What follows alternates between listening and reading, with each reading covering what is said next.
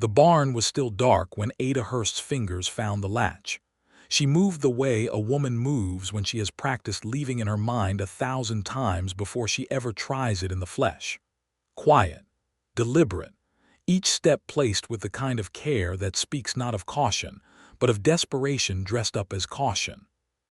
Her carpetbag was packed with only what mattered: a change of clothes, her mother's locket, $43 rolled inside a handkerchief, and a letter she had written 3 times before she got the words right. The letter she had left on the kitchen table of the Hunter Ranch house, weighted down with the salt cellar so it would not blow away in the morning draft. She had not signed it with love. She had made certain of that. The night air hit her face like cold water as she pushed through the barn door, and she stopped. Stopped so hard her boots skidded in the dirt and the carpetbag swung against her hip. Charles Hunter stood at the far end of the barn, lantern held low in his left hand, his right working the buckle of Molly's saddle with the steady, unhurried efficiency of a man who had been doing this since before dawn broke and had every intention of finishing. He did not look up immediately. He just kept working the cinch, his broad back to her, his voice carrying through the darkness with the particular evenness that she had come to understand meant he was holding something very tightly inside himself. "Left stirrup was loose yesterday," he said. "Fixed it." Ada could not speak. She stood in the doorway with the bag in her hand and the cold pressing in around her and her heart doing something it had no right to be doing, which was breaking in at least 4 distinct places simultaneously. "You knew," she finally said. He turned then. The lantern light caught his jaw, the dark smudge of sleeplessness beneath his eyes, the way his mouth was set in a line that was not quite anger and not quite grief, but occupied the brutal territory between them. He looked at the carpetbag. He looked at her face. "I found the letter at midnight," he said. "I have been standing in this barn for 3 hours trying to decide whether to let you go." The silence that followed that sentence was the most violent silence Ada Hurst had ever experienced, and she had lived through a great deal. She had come to the Hunter Ranch 5 months ago with a secret hidden so deep inside her that she had almost convinced herself it was not there anymore. She had come from a place she was running from and toward nothing she could name yet, which is the most dangerous way to travel. She had come, ultimately, because she had nowhere else to go, and because someone had told her Charles Hunter needed a housekeeper, and the pay was fair and the ranch was far enough from Caldwell, Kansas, that her past might not follow her. She had been wrong about that last part. It was the autumn of 1881, and the plains of south-central Kansas were the kind of beautiful that does not apologize for also being brutal. The Hunter Ranch sat 7 miles east of Medicine Lodge, backed up against a long roll of limestone hills that turned gold in October and gray in November, which was where they were now. The land was roughly 4,000 acres of mixed grassland and winter wheat field, running a small cattle operation with 30-odd head, and a modest horse breeding program that Charles had been building for 6 years, with the kind of patience most men did not have. He was 31 years old, a fact Ada had learned not from him but from his ranch hand, Gus Prewitt, who was 62, and said everything Charles declined to say himself. Ada had arrived on a Tuesday in the 2nd week of October, stepping down from the Hutchinson to Medicine Lodge stage with her carpetbag and her secrets, and her face arranged into the pleasant, capable expression of a woman who simply wanted work, and nothing more complicated than that. The ranch foreman, Gus, had met her in town and driven her the 7 miles out in a wagon that rattled so thoroughly she had been forced to hold onto the bench with both hands, which meant she had not been able to keep her expression as carefully assembled as she would have liked. By the time the ranch house came into view through the cottonwood trees along the dry creek bed, she was wind-blown and shaken, and something unintended had crept into her eyes, something that looked a great deal like relief. The ranch house was not what she had expected. She had expected something rough and temporary, the kind of structure that announces a man is simply passing through his own life. What she found instead was a low, solid limestone house with a wide covered porch across the front, and windows that somebody had taken the trouble to level and square, and set with actual glass. There were 2 rocking chairs on the porch. There was a kitchen garden, mostly finished for the season, but the fence posts around it were set straight and the gate hung true. Someone had planted it deliberately and tended it carefully, and that told her something about the man who owned it before she ever met him. She met him that evening at supper. Charles Hunter came in from the barn with the kind of weariness that belongs to men who work with their bodies all day and consider it a fair exchange for the right to sleep soundly at night. He was taller than she had imagined from Gus's description, which had been verbatim, not short. He had dark hair that needed cutting, hands roughened to a particular texture she associated with men who worked leather and rope, and gray eyes that assessed her once, quickly and completely, with the frank directness she would come to know as one of his defining characteristics. He was not a man who looked at the ground. "Miss Hurst," he said, and shook her hand across the supper table, which was not what she had expected either. "Mr. Hunter, can you cook?" "Yes." "Gus says the last woman he hired could not, which made for an uncomfortable 6 months. "I can cook," Ada said, "and I can keep a house, and I am not afraid of hard work, and I will not cause you trouble." He had looked at her for a moment after that last statement in a way that suggested he had noted its particular emphasis, and then he had sat down and asked her to pass the salt. She had thought, in those early weeks, that she was managing everything beautifully. She cooked and cleaned and organized the larder, and mended the curtains in the front room that had been letting cold air through for what appeared to be 2 winters. She was pleasant and efficient, and she kept a careful, professional distance. She called him Mr. Hunter, he called her Miss Hurst. They operated in the same house with the smooth, parallel efficiency of 2 people who have decided, independently and for different reasons, that closeness is dangerous. She thought she was invisible. She thought her past was staying where she had left it. She thought a great deal of things that turned out to be wrong. The first thing that began to go wrong was small. It was a morning in mid-October when she came out to the porch to beat the kitchen rug and found Charles sitting in one of the rocking chairs in the early light, not doing anything, just sitting, which was so unlike his usual ceaseless, purposeful movement that she stopped and stared. He had a piece of paper in his hand, and he was looking at it with an expression that was so raw and unguarded that Ada felt she was seeing something she was not supposed to see, the way you feel when you turn a corner and walk into someone else's grief. She turned to go back inside. "My sister," he said, without looking up. "She died 4 years ago this morning. Fever." Ada stood very still with the rug in her hands. "I am sorry," she said, and meant it. She was 23. He folded the paper and put it in his shirt pocket. He looked up at Ada then, and for just one moment there was something undefended in his face that struck her hard somewhere behind her sternum. "She would have liked you," he said. "She liked women who didn't make themselves small." Then he stood up and went back to work, and Ada stood on the porch with the rug and her heart doing things she had specifically instructed it not to do. It got harder after that. It got harder because she started paying attention in ways she had not intended to. She noticed the way he spoke to the horses, which was directly and with no condescension, as though they were colleagues who deserved straight information. She noticed the way he was with Gus, who was old and increasingly slow, and how he had quietly reorganized the lighter tasks of the ranch so that Gus's dignity remained intact while his back was spared. She noticed that he read every evening for an hour by the lamp, history mostly.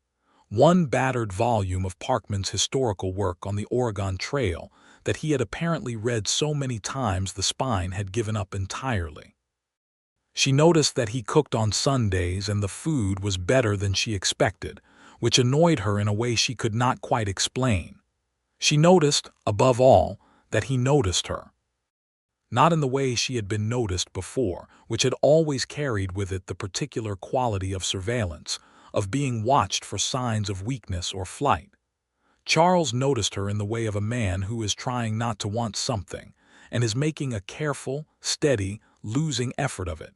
She should have left then. She knew it even at the time. but something about the limestone house and the level gate and the two rocking chairs on the porch had gotten under her skin in a way that felt embarrassingly like hope, and Ada Hurst had not felt hope in a very long time. So she stayed. And in staying, she made the second great mistake of her time at the Hunter Ranch, which was trusting that the past had finally agreed to stay buried. It had not. His name was Roy Decker, and he had been Ada's problem for the better part of 3 years. She had met him in Caldwell, Kansas in the spring of 1879, when she was 22 years old and newly arrived in the territory from Ohio, where she had grown up in the careful, constrained household of an uncle who had taken her in after her parents died and made her feel, every day, that his charity was a debt she was perpetually failing to repay. She had come west the way many young women did, with the idea that the distance itself might constitute a fresh beginning. She had taken work as a seamstress in Caldwell, which was at that time one of the most volatile cattle towns in Kansas, sitting at the southern end of the Kishom Trail and receiving the full force of every drive that came up from Texas. Roy Decker had come in with a trail crew that spring and had spent 2 weeks in Caldwell between drives with the easy, laughing charm of a man who knew exactly how to make a woman feel chosen.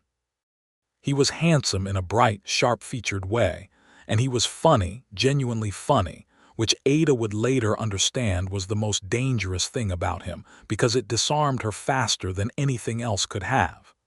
He told her she was the most sensible woman he had ever met, which was different from what men usually told her and therefore more effective. She had believed him. She had believed more than that. By the time the second drive season came around, she had made promises she could not unmake, and Roy Decker had shown her the side of himself that the charm kept covered. The violence was not constant. That was the thing about it that made it so difficult to think clearly around. It came in episodes separated by long stretches of something that almost resembled what she thought she had signed on for, and each time she would tell herself that the terrible thing that had happened was the exception, and the good stretch was the rule. It took her 18 months to understand she had it backwards. She left Caldwell in the spring of 1881, while Roy was on a drive and could not follow immediately. She had taken nothing that was legally disputable and had gone first to Wichita, then to Hutchinson, then, when she learned through an indirect chain of information that Roy was asking after her, she had accepted the position at the Hunter Ranch with the urgency of a woman making a last-ditch calculation. Medicine Lodge was small. The ranch was isolated. Roy Decker had no known connections in this part of Barber County. She had been right about all of that. For 5 weeks, she had been right. Then on a gray Thursday in mid-November, Gus came in from town with the mail and a new bag of flour and the information, delivered with the apologetic directness of a man who knows he is delivering a grenade, that he had seen a man at the livery in Medicine Lodge asking about the Hunter Ranch, describing a woman who matched Ada's description with a detail that could only come from someone who knew her well. Ada had kept her face very still. She had taken the flour and put it in the larder and asked Gus what the man looked like. Gus described Roy Decker to the letter. She had gone to her room and she had sat on the edge of her bed for a long time, and she had thought about what a trap feels like from the inside, which is exactly like the inside of anywhere else except that the walls are a little closer. She had considered telling Charles. She had held the possibility of it in her mind and turned it over and examined it from several angles. She had put it down. She put it down because she was not willing to become someone's burden again, not willing to bring danger to a household that had offered her nothing but fairness, and not willing to say out loud the thing she was most afraid of, which was that she had made choices that had led her here, and that those choices reflected something fundamentally broken in her that even Charles Hunter, with his level gait and his honest gray eyes, would not be able to forgive. She had decided to leave before he could find out. She had spent 2 weeks making the plan as careful and clean as she could make it. She had saved her wages. She had written the letter. She had chosen a morning when the moon was already down and the darkness would give her cover. And by the time Charles found the note, she would be on the road to Kiowa, which was 20 miles south. And from there, she could catch a stage heading east toward Wichita and disappear into a city large enough to swallow one woman whole. She had not accounted for the possibility that Charles Hunter had secrets of his own, and that one of them was that he had been watching the road into his property with the particular vigilance of a man who had already seen Roy Decker himself, and had not said anything either. Now she stood in the barn doorway with her carpetbag and her $43 and her broken heart arranging itself into new configurations, and Charles said, "I have been standing in this barn for 3 hours trying to decide whether to let you go," and then he waited. Ada set the carpetbag down on the dirt floor of the barn, not because she had decided to stay, because her arm was tired and she needed to think. "You read my letter," she said. "Yes." "It said everything that needed saying." "It said almost nothing," he said, with a steadiness that felt like the opposite of cruelty, which made it somehow worse. "It said you were grateful for the work and that you were sorry for the inconvenience and that you wished me well. It did not say why. The why is my own business. Is it Roy Decker?" The name hit her like a physical thing, and she took an actual step backward, her boot heel striking the door frame. Charles set the lantern down on the top rail of Molly's stall. The horse shifted and nosed at his shoulder, and he steadied her without looking away from Ada. "He came to the property line 4 days ago," he said. "Gus told me what he'd heard in town the same day he told you, I imagine. I rode the fence line the next morning and found where a horse had stood, ground-tied east fence near the cottonwood draw, someone watching the house. Why didn't you say anything?" Ada said, and her voice came out with considerably more heat than she intended. "Why didn't you?" The silence between them was different now. It had texture. She could feel the shape of everything that had not been said in 5 weeks pressing against the walls of this barn like something trying to get in. "Because it is not your problem," Ada said. "You are in my household. I am your employee. Ada." He said her name, her first name, for only the second time in 5 weeks, and the first time had been an accident that he had immediately corrected, and she felt it like a hand pressed flat against the center of her chest. "I'm not talking about employment." She could not look at him. She picked up the carpetbag again, not because she was going to leave, but because she needed something to hold. "You don't know what you're talking about," she said. "You don't know what I came from." "No," he said.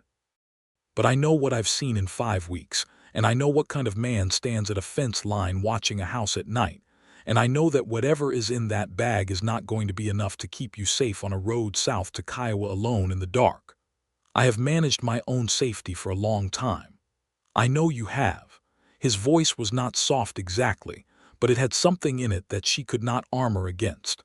"That is the part that is killing me. How long you have had to manage it alone." Ada Hurst had survived Roy Decker. She had survived her uncle's particular brand of withholding love. She had survived the journey west and the cold isolation of Caldwell, and the particular loneliness of being a woman alone in a territory that did not always consider women full participants in their own lives. She had survived all of it through the application of a very simple principle, which was that she would not allow herself to need anyone so completely that their absence could break her. Charles Hunter had been eroding that principle since approximately the 3rd day she had been on his property, and she had been furious about it the entire time. She put the carpetbag down again. "Tell me what you know about Roy Decker," she said. It was the closest she had ever come with anyone to an act of trust that cost her something real, and Charles seemed to understand that because he did not rush what came next. He moved to the overturned crate near the barn wall, sat on it with his forearms on his knees, and told her. He had made inquiries, he said, in the 2 weeks since Gus had come back from town with his information. He had written to the Caldwell town marshal, a man named Brown, and received in return a letter that confirmed several things. Roy Decker had a record in Sumner County. Assault. 2 instances, both involving women, both settled in ways that suggested the machinery of justice in cattle country had certain preferences about whose testimony it found credible. He had also, more recently, had a dispute with another man over a card game that had escalated into something more serious, and there was apparently a warrant being discussed in Caldwell, nothing formalized yet, but enough to mean that Roy Decker had additional reasons to be moving through the territory quietly. Ada listened to all of this standing up, because sitting would have felt too much like settling in, too much like accepting that she was staying. "The warrant," she said slowly. "If there is an actual warrant issued, what then? Then the county sheriff has grounds to pick him up if he comes onto this property making trouble. Sheriff Talbot in Medicine Lodge is a straight man, I know him. But a warrant takes time, and Decker may not give us time." "He does not give people time," Ada agreed, almost to herself. She looked up at Charles then, and the lantern light was between them, and his face was that open, honest face she had spent 5 weeks trying not to love, and she said something she had not planned to say, which was, "I did not mean to put you in danger." "I know that," he said. "I tried very hard to leave before you would have to be involved." "I know that too." A pause, something shifted in his expression. "Ada, why do you think I saddled Molly?" She frowned. "Because you were going to let me go." "No," he said quietly. "Because if you were going to leave before sunrise alone on a 20-mile road south in November, I was going to ride with you." She stared at him. "Whether you wanted me to or not," he added, with the particular directness that was his most infuriating and endearing quality simultaneously. Ada sat down. She did not choose the crate or the stall rail or anything planned. She just sat down on the dirt floor of the barn with her back against the wall and her carpetbag beside her and her face in her hands, not crying. She had not cried in a considerable time, but doing something adjacent to it that involved breathing being more difficult than usual. Charles did not come to her. He did not rush over with reassurances. He simply waited, which was the exactly right thing to do, and she would not tell him that until much later. "Tell me," he said after a while. "If you want to," she told him. She told him about Ohio and her uncle and the particular arithmetic of obligation that had shaped the first 22 years of her life. She told him about Caldwell and Roy Decker's charm and her own stupidity, which Charles interrupted once to say was not stupidity, and she told him to let her finish. She told him about the first time and the way she had explained it to herself, and the second time and the way that explanation had started to thin, and the third time and the way it had collapsed entirely. She told him about 18 months of a life that had the shape of normal from the outside and the substance of something else from the inside. She told him about leaving, which had required a planning so careful and a courage so concentrated that it had used up most of what she had in reserve, which was why she had arrived at his ranch with so little left over. She did not look at him while she told him most of this. Toward the end she looked up and found him watching her with an expression that was not pity, for which she was profoundly grateful, but was something sturdier and more complex. Anger, she thought, but not at her. Something else. Something that looked like the very specific pain of a person who is hearing what they suspected confirmed and finding the confirmation harder than the suspicion. "Right," he said when she finished. "Right," she said. "I mean," he stood up. He walked to Molly's stall and put his hand on the horse's neck, and for a moment she could see him working something out internally, something he was trying to say in the right order. "Right as in, I understand now. Not right as in what happened to you was acceptable, because it was not, and I will think about Roy Decker in very specific terms for a very long time." "I did not tell you so you could fight my battles," Ada said immediately. "I know that." He looked at her over the stall rail. "I am not suggesting I fight your battles. I am suggesting you do not have to fight them in the dark, alone at 4 in the morning with $43 and a road that might have a dangerous man somewhere on it." Ada opened her mouth and closed it again. "How do you know how much money is in the bag?" she said. He had the decency to look slightly uncomfortable. "The bag was on the kitchen table when I found the letter. I did not open it, but it was not very heavy." She would have been angry about that, she thought, except that she was too tired and too something else she did not have a clean word for yet. "What do you propose?" she asked. "I propose," he said carefully, that you come back inside. That we deal with Decker in the light of day with the county sheriff involved, and the warrant pushed through, and a situation that has legal structure rather than a woman alone on a road in the dark. And then I propose that whatever comes after that is a conversation we have when you have slept and eaten, and are not operating on whatever fear has been driving you for the last 2 weeks. It was a sensible proposal. Ada had always respected sensible proposals, even when they cost her something. And if I had already left, she said, if I had gotten Molly out of the barn before you came in, I would have followed you, he said simply. I had my own horse ready. She looked at Ranger, Charles's bay gelding, and sure enough, there he was in the adjacent stall with his saddle already on, patient and waiting in the lantern light. Something in Ada Hurst's chest, something that had been rigid for a very long time with the effort of holding everything together through pure structural stubbornness, cracked quietly and let a different kind of air in. She stood up.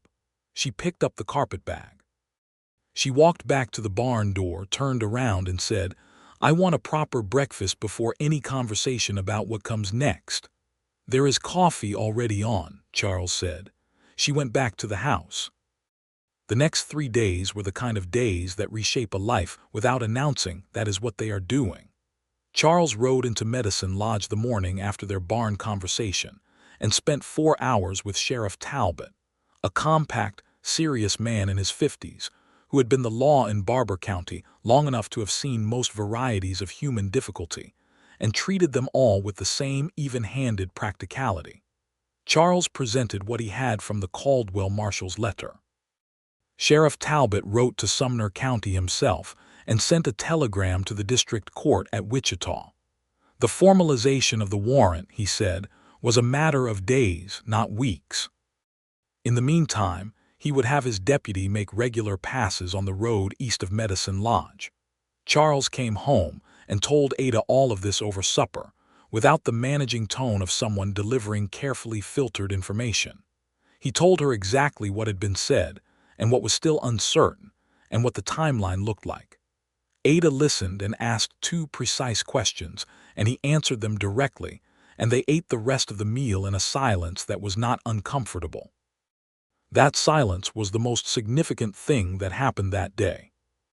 Because Ada had spent years in silences that had weight to them, that were charged with what was not being said, and what was being decided, and what danger might be assembling itself in the quiet.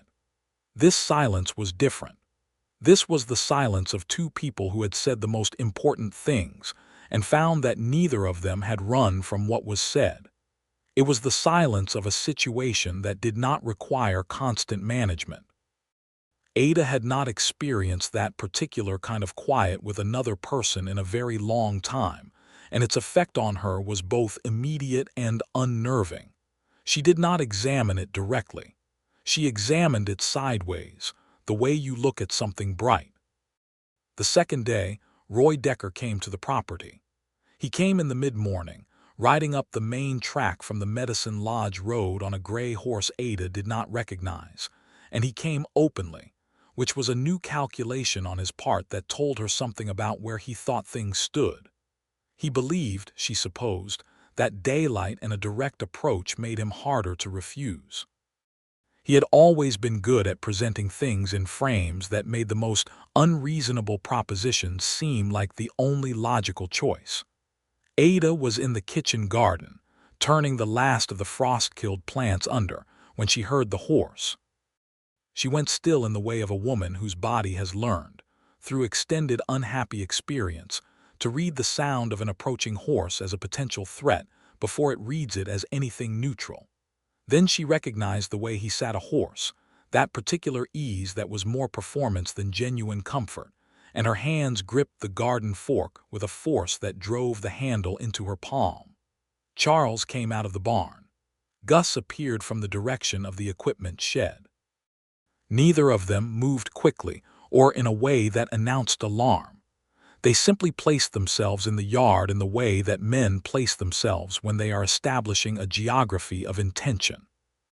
Roy Decker reined in and looked down at Charles with the open, assessing gaze of a man reading a room he has just walked into. His eyes traveled to Ada in the garden, and something crossed his face that she recognized. The proprietary flash that she had once read as passion and had learned to read as a much darker thing. "I'm looking for Ada Hurst," he said pleasantly. "She is not available," Charles said. Roy's eyes did not leave Ada. "Ada," he said, in the particular tone that sounded like an invitation and was actually a command, "I think you and I should talk." Ada put down the garden fork and walked across the yard to stand next to Charles, not behind him, next to him. The distinction cost her something, and it was worth it. "I have nothing to say to you, Roy," she said. Her voice was steady, and that steadiness was one of the things she was proudest of in her entire life, which was saying something. Roy's pleasant expression did not change, but his eyes did. "Now, Ada, after everything, I have ridden a considerable distance." "You are on private property," Charles said. "And there is a warrant in process with the Sumner County Court, and the Barber County Sheriff is aware you are in the area. I suggest you turn that horse around before this becomes a matter for Sheriff Talbot to address personally." Roy looked at Charles for the first time with genuine attention rather than dismissal. Ada watched him recalculate. "A warrant," Roy said. "That is quite a story." "It is not a story," Charles said. "It is a legal document, leave."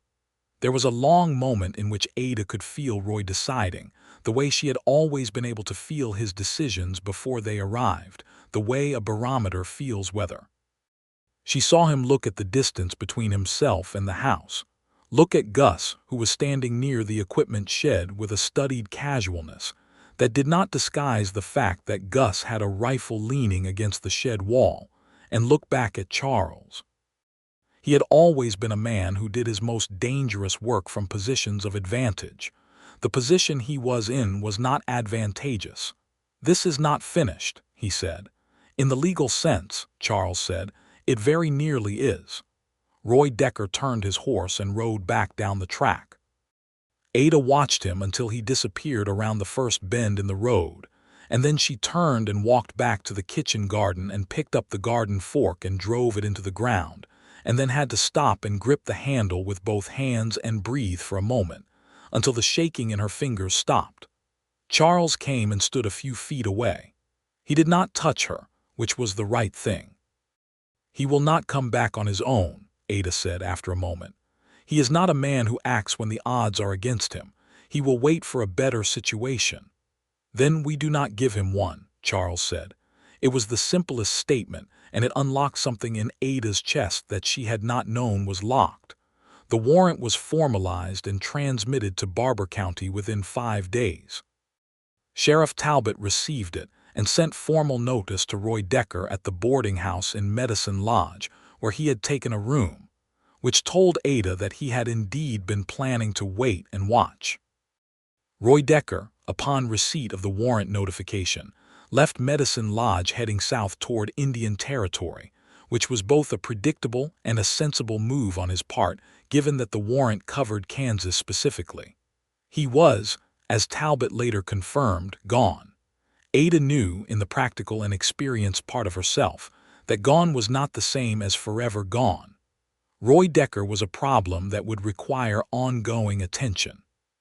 But gone from this county in this season was real and specific, and she was willing to accept real and specific. She made a very good supper that evening, better than usual. Gus, who ate with them on Fridays, looked at his plate and then at Ada, and then at Charles with an expression of deep contentment barely suppressed, and Charles caught Ada's eye across the table, and something passed between them that was quiet and warm and entirely unplanned. That look was the moment Ada stopped lying to herself about what was happening to her. She was in love with Charles Hunter. She had been in love with him, she thought, since approximately the morning she had found him on the porch with his dead sister's letter, and he had said she liked women who did not make themselves small. But she had been managing it with the determined discipline of a woman who has excellent reasons for not allowing such things to get away from her, and those reasons had just become substantially less persuasive. Being in love and doing anything about being in love were, she was deeply aware, two entirely different propositions. She spent a week after Roy Decker's departure thinking about this distinction with considerable care. She made arguments on both sides. On the side of doing nothing, she had been wrong about a man before, catastrophically wrong, and the price of being wrong had been 3 years of her life, and a set of invisible injuries she was still in the process of mapping. On the side of doing something, Charles Hunter was not Roy Decker in any way she had been able to identify after 5 weeks of close proximity, and she was 24 years old, and the limestone house had 2 rocking chairs on the porch for a reason, and she was already in love with him, which meant not acting on it simply condemned her to the same feeling without the possibility of the feeling going anywhere. She was aware that this was not the most romantically framed internal argument in history. She was also aware that it was the most honest one she had ever made. In the end, it was not her argument that moved things forward but a Saturday afternoon in late November when the temperature dropped sharply, and the first real snow of the season came in off the north, small hard flakes that stung the face and turned the limestone hills white in under an hour. Ada came in from securing the kitchen garden's remaining tools to find Charles at the front room table with a map spread out, and she looked at the map and frowned and asked what it was. "The east section," he said. "I have been considering whether to fence it for a new paddock come spring, expand the horse program." She looked at the map. She knew this land. She had ridden it with Gus in her second week when he had given her the orientation tour that Charles had apparently delegated to him. She could read a fence line and a topographic suggestion. She said, "If you run the fence along the limestone ridge rather than the creek draw, you get better drainage and you avoid the flooding problem in that section. The creek draw floods in spring," Gus said. Charles looked at her for a moment, then looked at the map, then looked back at her. "Yes," he said slowly, "that is exactly right." A pause. "Gus showed you the east section. He showed me everything. I asked him to." He was still looking at her with that gray-eyed directness. "Why? Because if I was going to live somewhere, I wanted to understand it," she said, and then heard what she had said and added with considerably less composure, "I mean, while I was here for work."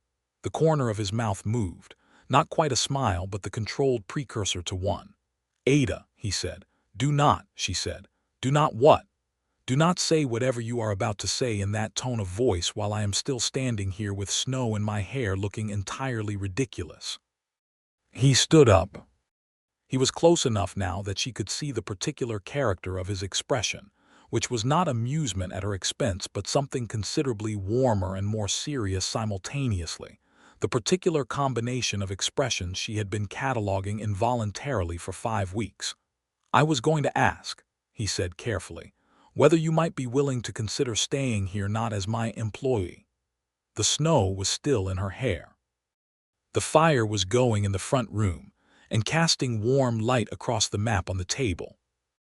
Ada Hurst had been wrong about a great many things in her life, and she was terrified of being wrong again, and she was also 24 years old with all of that life still ahead of her, and she had run away from too many things already to run away from this one.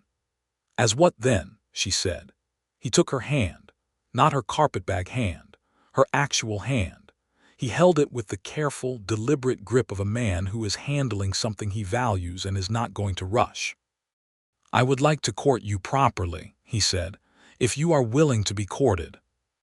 Ada looked at their hands and then at his face and then past him at the window where the snow was thickening against the glass, white and blank and new, the way some things are new. "I have some conditions," she said. "I would expect that," he said. "I will tell you when I need space and you will give it to me without making it a problem." "Agreed." "I will not be managed or handled or decided for." "I would not know how," he said, and there was something in his voice that suggested he found the very concept foreign, which she believed because she had watched him for 5 weeks and it was true. "And I may still be difficult sometimes," she said. "I come from a set of experiences that have made me not always easy." "Ada," he said, with the quiet patience that she had spent 5 weeks trying to resist, "I have 4,000 acres of Kansas grassland, 30 head of cattle, and a horse breeding operation I have been building for 6 years through 3 bad winters and a drought. I am not afraid of difficult," She laughed. She had not laughed in a very long time, a real laugh, one that came from somewhere genuine rather than being generated for the management of social situations.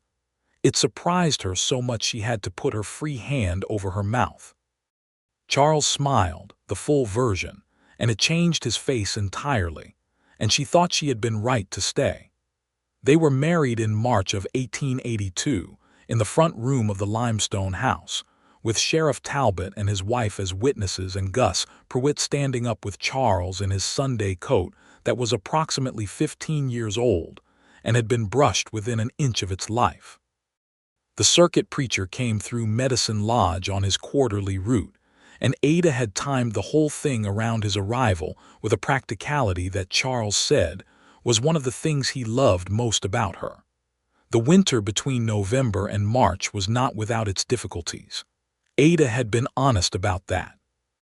There were days when something triggered a fear response that she could not always explain or predict, days when a certain tone of voice or a door closing too hard or the particular quality of silence in a room made her heart perform acrobatics that had nothing to do with the present moment.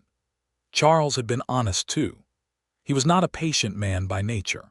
He told her one evening in December. He had a temper that he kept controlled through sustained effort, and occasionally the effort showed its seams. She had seen that once, when a piece of equipment failed in a way that cost him money he did not have in excess, and his response had been brief and forceful and directed entirely at the equipment itself, and afterward he had been clearly embarrassed about it, which she found more reassuring than if he had been calm. They talked. This was the thing she had not expected, the talking. She had not known that a relationship could have that much honest conversation in it without someone getting hurt by what was said, had not known that two people could disagree about something and both remain standing afterward. She and Charles disagreed about things with some regularity. She thought he undervalued his own operation by selling at local prices when he could be making contacts in Wichita for better returns on the horse breeding. He thought she was too generous with her own labor and needed to hire additional help for the house. They were both right about each other's points and wrong about their own for approximately 6 weeks before they each admitted it, which was when she realized that being right together was better than being right separately. By February, she was no longer Ada Hurst in any functional sense. By March, it was legal. She stood in the front room in her best dress, which was blue wool because it was March in Kansas and sentiment could not override practicality, and said the words that committed her to this man and this land with the fullness of her own choice rather than the pressure of circumstance. And she meant every syllable. Charles looked at her with those gray eyes and said his own words, and she believed them.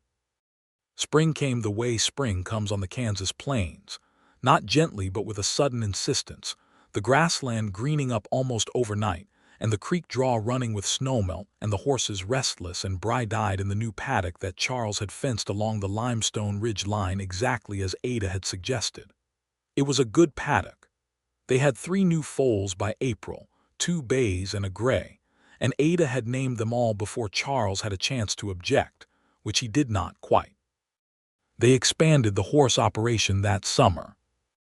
Ada had been right about the Wichita contacts, and Charles had the sense to acknowledge this, and they made 2 trips to the city between June and September, Ada accompanying him on the second trip, her first visit to a city in over a year.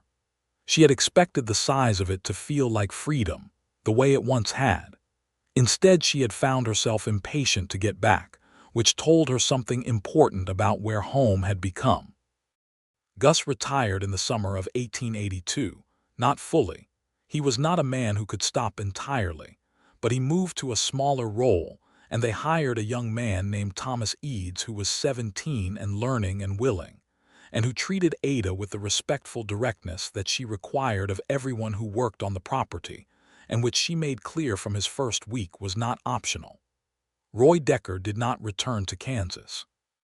Ada received information through the Caldwell Marshal's office in October of 1882 that he had been involved in a dispute in the Cherokee Nation, Indian Territory, that had resulted in serious legal trouble, and that he was facing charges significantly more severe than the Sumner County warrant. She read this letter twice, folded it carefully, and filed it in the small tin box where she kept important papers.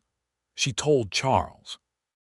He read it and then sat quietly for a moment and then said it was over, and she thought about whether that was true, and decided it was as true as anything was ever going to be, which was true enough. She was pregnant by December. This was not a surprise in the sense of being unexpected, but it was a surprise in the sense that, when the certainty of it settled over her, she sat for a long time at the kitchen table in the early morning, before Charles was up, and felt the full weight of what it meant. She had not thought, in any clear forward way, about children. She had been too occupied with the architecture of becoming a person who could be present in her own life without the defensive measures she had carried for so long. But here was this new information, and it was asking her to think forward in a way she had not done in years. She told Charles at supper. She said it directly, the way she said everything, and watched his face. The expression that moved across it was not the expression she had feared in some deep, uncatalogued corner of herself, which was the expression of a man receiving news that complicated his calculations. It was the expression of a man who is hit by something that is too large for his face to contain in an orderly way, a man whose whole structure briefly shows. He reached across the table and took her hand and said, "Ada," in the quiet voice that meant something was past language, and she felt the fear that had flickered quietly for a moment simply extinguish. She had a hard winter with it. Not a dangerous one. The local doctor, a sensible man named Barrett, confirmed she was healthy and the pregnancy was progressing as expected. But she was sick in the mornings with the comprehensiveness of a woman whose body has decided to hold nothing back, and she was tired in a way that she found philosophically insulting. She had never been a person who enjoyed being limited by anything, including her own physical state, and pregnancy was revealing itself to be relentlessly indifferent to her preferences on this point. Charles was, during this period, so carefully and specifically useful that she had to work to maintain her principled objection to being taken care of. He did not hover, because he understood she would find that intolerable. He redistributed the workload with no discussion, simply doing the things that needed doing so that she was not in the position of asking, which she would have found difficult. He brought her ginger tea in the mornings without commenting on the fact that he was bringing it. He read to her in the evenings, which they had fallen into as a habit in the winter, and which she had come to consider non-negotiable as a comfort. She told him once, in February, lying awake at 2 in the morning with the particular insomnia of late pregnancy, that she had not known it could be like this. He asked what she meant. "Safe," she said. The word felt too simple for what she meant, but also exactly right. He was quiet for a moment. Then he said, "Neither did I." She looked at him in the dark. "You were lonely," she said, "for a long time. You hid it well." "So did you," he said. She reached for his hand under the quilts, and he gave it to her, and they lay in the dark of the limestone house, with the winter pressing against the walls outside, and the fire going low in the bedroom grate, and the future assembled somewhere in the near distance.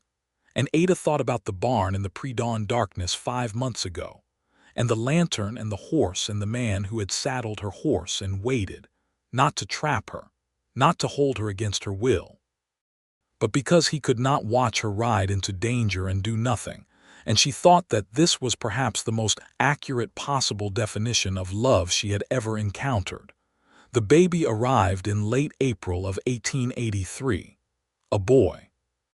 7 pounds and furious about the entire situation, which Ada felt was a temperamentally appropriate way to greet a world that had a great deal of unfairness in it. They named him James, after Charles's father, who had died of a fever the same year as Charles's sister, and whose absence was clearly still a wound that Charles carried quietly. James Hunter arrived into a household that was ready for him in the practical sense. The small room off the main bedroom that had been storing saddle equipment for 6 years had been cleared and painted, and fitted with a proper crib that Charles had made himself over the winter, working on it in the evenings after supper when he thought Ada was reading. But she was actually watching him with the particular quality of attention she reserved for things she wanted to remember exactly. Being a mother was the most challenging and most vivid thing Ada had experienced since surviving Roy Decker, which was a comparison that made Charles laugh when she said it out loud, and that she maintained was accurate. She had not been prepared for the totality of it. The way James required not just her attention and labor, but a specific quality of presence that left her some days feeling wrung out to her foundations, and other days feeling like something had opened up in her that she had not known was closed. She fed James and read to him and walked the property with him against her shoulder in the early mornings when he was restless and would not sleep. And she told him about the land as she walked it, the limestone ridge and the cottonwood draw, and the creek that flooded in spring, and the new paddock, and the horses whose names he was too young to know but would eventually. She told him about the barn in the dark, and the lantern and the patient man who had already saddled her horse when she tried to leave, because she thought the story of how a family begins is the most important story there is, and she wanted him to know it from the beginning. Thomas Eads, the young ranch hand, turned out to be genuinely gifted with horses in a way that Charles recognized and invested in, teaching him what he knew with the same methodical generosity he brought to everything. By the summer of 1883, Thomas had taken on the majority of the horse breeding supervision, and the operation had grown to include regular contracts with 2 buyers in Wichita who came down twice a year to select animals, a development that had significantly improved the ranch's financial position. Charles bought new glass for the 2 windows on the east side of the house that had been single pane and let the cold in. Ada planted a proper kitchen garden in the spring with the planning of a woman who intends to be feeding people from it for a long time. They got 3 new foals and sold 2 yearlings for prices that made even Ada, who had become a rigorous auditor of the ranch's accounts, admit that the Wichita relationship had been correct. Gus Pruitt, who came to supper every Friday regardless of his semi-retirement, held James on his knee and told the baby long stories about things that had happened in Barber County in the early years of settlement, stories that were probably 60% accurate and 100% entertaining. Ada liked Gus in the way she liked people who had been kind to her when they did not have to be, which was a permanent and deeply held kind of liking. She had a second pregnancy in the spring of 1884 that did not make it past the first months, and this was a grief that settled into both of them quietly and was not discussed at great length because neither of them processed grief through words primarily, but was acknowledged between them in the particular way of people who have agreed to carry things together. She planted a rose bush that summer near the kitchen garden fence. It was the only external marking she made, and it was enough. By the fall of 1884, Ada had been on the Hunter Ranch for 3 years and had been Ada Hunter for 2.5 of them. And when she thought about Ada Hurst, the woman who had come off the stage in October 1881 with her carpetbag and her $43 and her desperate, competent, exhausted courage, she thought about her with a compassion and a respect that she had not always had for herself. That woman had survived a great deal without having anyone to hold the other end of things. She had made mistakes, and she had made good decisions, and she had, ultimately, made the one best decision, which was to put the carpetbag down on the dirt floor of the barn and stay. She was sitting on the porch in one of the rocking chairs on an October evening in 1884, with James, now 18 months and deeply invested in the serious project of pulling leaves off the porch post and examining them, when Charles came out with 2 cups of coffee and handed her one and sat in the other chair. The light was going gold across the limestone hills. James held up a leaf for inspection. "Yes," Ada told him gravely. "That is a good one."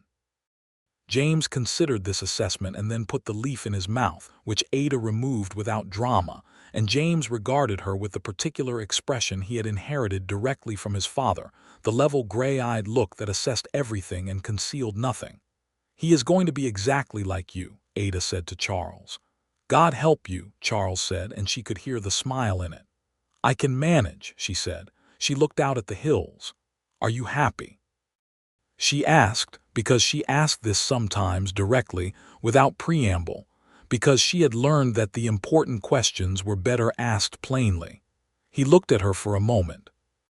The coffee was warm in her hands, and the light was doing extraordinary things to the grass, and James had found another leaf. "I am," Charles said. "Are you?" "Yes," she said, and it was the simplest truth she had spoken in a long time. "I am." She was pregnant again in the winter of 1884 into 1885, this time with the firm, steady progression that felt different from the start, and Dr. Barrett confirmed in January that everything was exactly as it should be. She told Charles on the same evening and watched his face do the same thing it had done the first time, the structure showing through, and she loved him so much in that moment that it was almost a physical inconvenience. She was more settled in herself this time around. She was not exactly comfortable with the sickness. She was constitutionally opposed to it, but she had the architecture of the first time to draw on, and she knew her own rhythms better. Charles knew them too. They had gotten very good at knowing each other, not in the way of people who have reduced each other to predictability, but in the way of people who have mapped the most important terrain and can therefore move through it with confidence. The spring of 1885 brought a new foal that was the finest horse the Hunter operation had produced, a deep chestnut with 3 white feet that Thomas Eads had practically raised from conception through his careful management of the breeding program.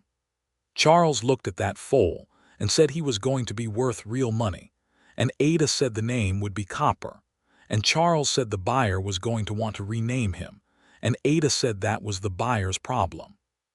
She told James about the new horse with the seriousness she gave all horse-related information, because he was 2 years old and already fascinated by them in the way that seemed to run in this family, and he listened with the focused solemnity of a child who is collecting information about a world he intends to be very competent in. In late June of 1885, Ada had a girl. She arrived on a Tuesday morning, like Ada herself had arrived at the Hunter Ranch, on a day that started as routine and became the beginning of something. She was smaller than James had been, and she was not furious. She seemed instead curious, looking around the room with the bright dark eyes of a person who has arrived somewhere and is already assessing the situation. Ada held her and felt the strange, exact weight of her, and thought about the woman who had grown up under her uncle's careful withholding and had come west alone, and had survived the unsurvivable and had put down her bag in a barn and stayed. "Clara," Ada said. Charles, who was holding her other hand, looked at the baby with the expression Ada had catalogued and loved for 4 years, the one where too much was happening in his chest for his face to organize it properly. "Clara," he said, trying it out. "After your mother." "After mine," Ada said. Her mother had died when she was 11 and she had not been able to save her from anything, had been 11 years old and powerless, and had spent a long time afterward carrying the weight of that powerlessness in ways she was still, slowly, setting down. Naming a daughter Clara felt like setting something down. "Clara Hunter," Charles said. James, who had been with Gus in the front room during the birth, was brought in by Gus and looked at his sister with the evaluating expression he used on all new information. He touched her hand with one finger, very carefully, the way he touched the foals. Then he looked at Ada with a question he did not yet have language for. "She is your sister," Ada said. "You will look out for each other." James appeared to accept this responsibility. He went back to Gus and reported the development in the 3-word sentences of his current vocabulary, and Gus said, "Well, isn't that something?" with the deep satisfaction of a man who has watched something good happen from close enough to feel it. The summer of 1885 was the fullest summer Ada could remember.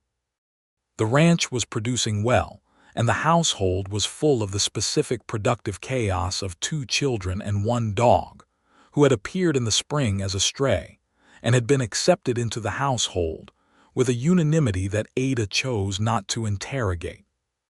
Thomas Eads, who was 20 now and capable and good, had taken on full management of the horse program, and was talking about his own land in a year or two, which Ada took as the signal that they would need to start thinking about who came next. A conversation she had with Charles with the brisk practicality of a woman who has learned to plan ahead. She wrote that autumn to the Caldwell Marshal's office to ask about the final disposition of the Sumner County warrant regarding Roy Decker. The response she received in October told her that Decker had been convicted of the charges from the Indian Territory incident in 1882 and was serving a sentence in the federal penitentiary at Leavenworth. The sentence was long. Ada folded this letter and put it in the tin box with the other one, and then went outside and stood in the kitchen garden for a few minutes, looking at the rosebush, which had gone dormant for the season. She was not entirely sure what she felt. Something complicated. Something that was not exactly relief, because she had already built her life past the point where Roy Decker's freedom or imprisonment changed its fundamental character, but was something adjacent to relief, a closing of something that had been technically open. She thought about the woman she had been in Caldwell, the woman who had made decisions from a position of such diminished options that looking back at them from here felt like looking at someone else's life, which it was, in every way that counted. She told Charles that evening. He nodded and was quiet for a moment and then said, "Good," with a quietness that encompassed a great deal and a finality that she appreciated. She put her hand on his arm. He covered it with his.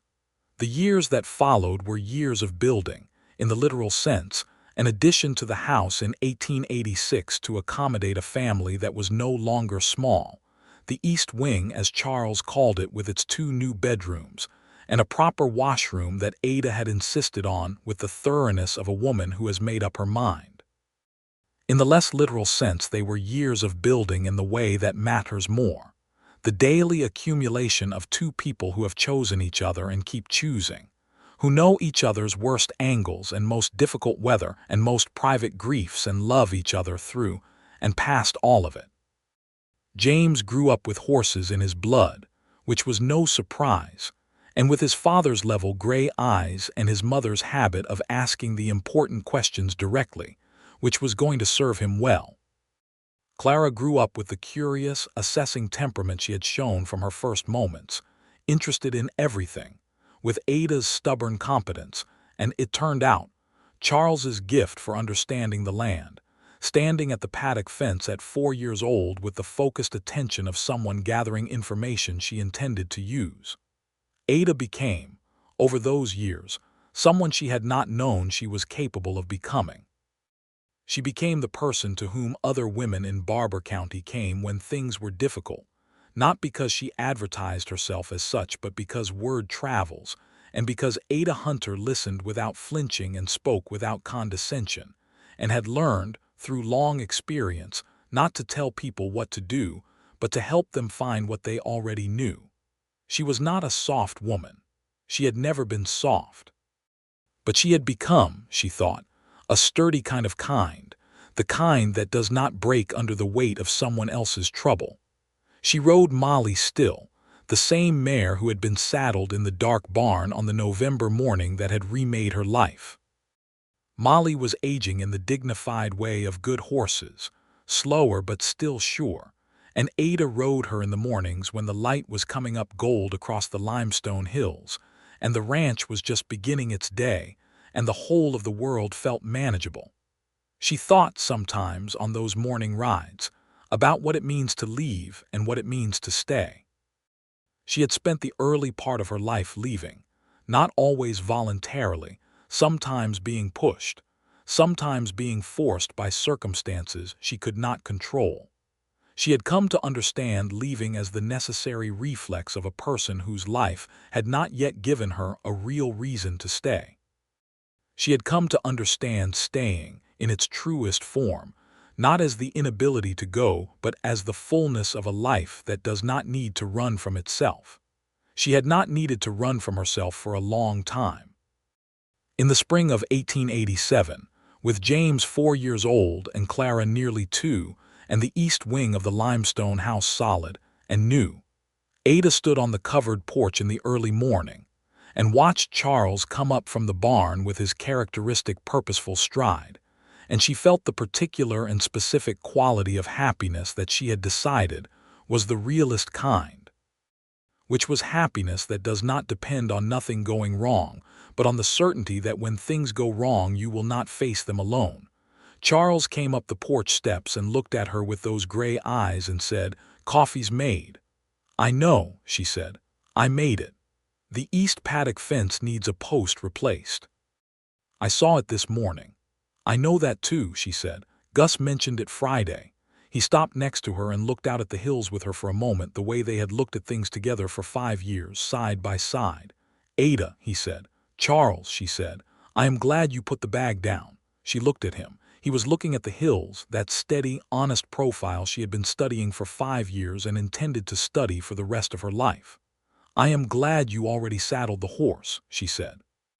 He turned then and looked at her with the expression she had first seen on a November morning by lantern light, the one that was not quite anger and not quite grief, but had become, over 5 years, something else entirely, something that had moved through all its difficult territories and arrived at a place that was quiet and certain and permanent.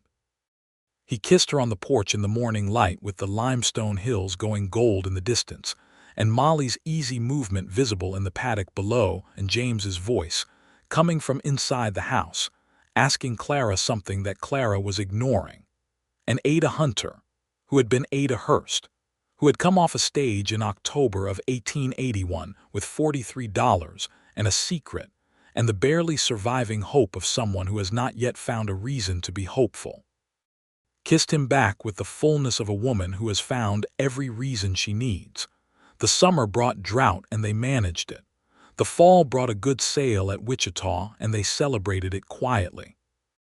The winter brought snow that came early and stayed late, and Ada read to the children every evening by the fire while Charles worked on the accounts at the table, and the house was warm and full of the specific and irreplaceable sounds of a life that is entirely, completely, truly one's own. She did not try to leave before sunrise again. She had no need to. The morning light came through the east windows of the limestone house, the good windows, the level-set ones with real glass, and fell across the floors of a house that was hers in every way that a house can belong to a person, built and maintained and filled with things she had chosen, and people she had chosen, and a future that was unambiguous and wide. She stood in it and drank her coffee and heard the sounds of her household waking up around her and thought, not for the first time and not for the last time, that the bravest thing she had ever done was not surviving Roy Decker, though that had required a very particular kind of courage, and not coming west alone, though that had required another kind entirely. The bravest thing she had ever done was put down the bag. Stay. She went out to the porch. The morning was cold and clean. The hills were winter pale in the distance. Molly was moving in the paddock with her old, dignified ease. James was already at the paddock fence, 4 years old and steady, watching the horses with those inherited gray eyes, gathering information. Ada stood on the porch of the limestone house that was her home and looked at her life assembled in front of her in the early light of a Kansas morning, and thought that the word for what she felt was not something she had learned in Ohio, or in Caldwell, or in the difficult years of Roy Decker, but something she had learned here, in this specific place, in this specific company. Through the long and not always easy and absolutely irreplaceable process of two people choosing to know each other truly, and finding that what was known was worth choosing again. Charles came out with coffee and handed her a cup and stood beside her. They watched the morning come up over the limestone hills together. James called from the fence that one of the mares was acting differently, and Charles went down to look. And Ada watched him go with the kind of attention that never becomes ordinary. And she thought she would probably watch him that way for the rest of her life, and be grateful for every morning she had the opportunity to do it. The sky over Barber County, Kansas went from gray to gold to a clear and particular blue that had no business being as beautiful as it was. And Ada Hunter, who had once tried to leave before sunrise and found a man already saddling her horse, stood on her porch in the morning light and was entirely, completely, permanently home.